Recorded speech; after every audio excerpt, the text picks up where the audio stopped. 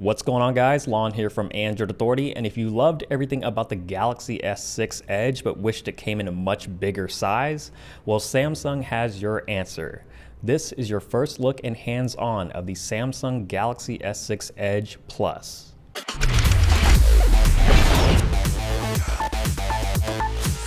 When it comes to design, the Plus moniker always suggests one thing: a bigger and usually better version of a phone that already currently exists, and that's exactly what you're getting here with the S6 Edge Plus. The S6 Edge Plus is practically identical to the S6 Edge in pretty much every way, from the button placement, the glass on the front and back, and the solid metal frame that thins out along the curved edges of the glass, but it's obviously a much bigger phone. The bigger size definitely makes one-handed usability a little bit more difficult than the normal S6 Edge, but if you're used to and love smartphones of this size, then you'll already know exactly what to expect. On the front, you'll find a 5.7-inch Super AMOLED panel, which is a significant bump up from the 5.1-inch screen on the S6 Edge, but the resolution remains the same at Quad HD or 2560 by 1440. The pixel density does take a small dip, but it's still well over 500, and if we're being perfectly honest here, you're most likely not going to notice a difference. The screen is still extremely sharp,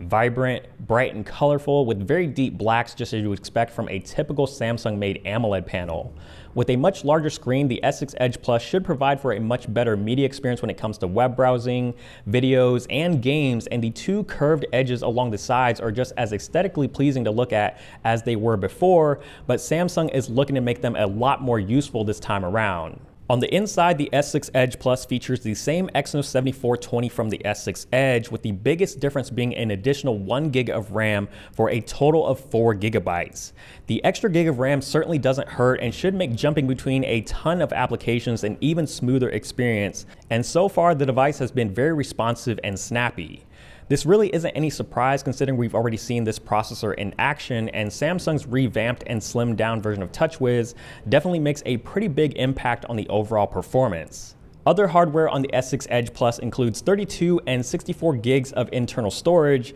but unfortunately there's still no option for micro SD card expansion, which I can already tell is going to be somewhat of a head scratcher considering there's only 2 storage options. The Fingerprint Scanner is still integrated directly into the home button utilizing Samsung's new touch type method that's much more faster and accurate, and the heart rate monitor is still located on the backside next to the camera. For the battery, the S6 Edge Plus packs a 3000 mAh battery that's non-removable, and 3000 mAh is still a fairly respectable size, but the large high-res 5.7-inch screen and powerful processor inside is already raising some concerns, but hopefully it's more than good enough for just a full day.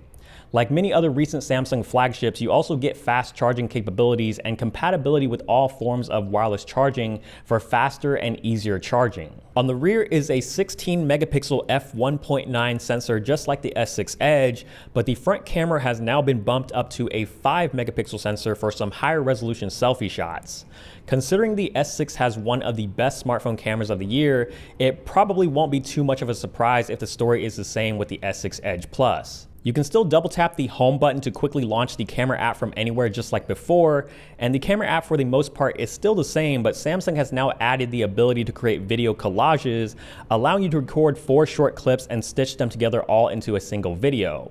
You can also now create live broadcasts similar to something like Periscope that can feed directly to YouTube, which can be pretty useful when you want to share a moment with your followers on the fly. The S6 Edge Plus is going to ship with Android 5.1.1 Lollipop with Samsung's latest version of Touchwiz. Just like the S6 and S6 Edge, this is a much more toned down version of Touchwiz with lesser unnecessary features and bloat, but one minor aesthetic change is with the icons. They're now rounded off squares that make the UI look a lot cleaner and more uniform in comparison to the older Samsung icons. All of the features that take advantage of the dual edge glass, like night clock, information stream, edge lighting, and people edge, are all still available, but Samsung has made a few key improvements that make the edge features a little bit more useful than before. Besides just contacts, the people edge is now capable of housing any of your favorite applications and can easily be accessed no matter where you are within the phone and not tied down specifically to just the home screen. The pull tab can also be relocated to anywhere along the left and right edges to make it easier to reach, especially if you have smaller hands.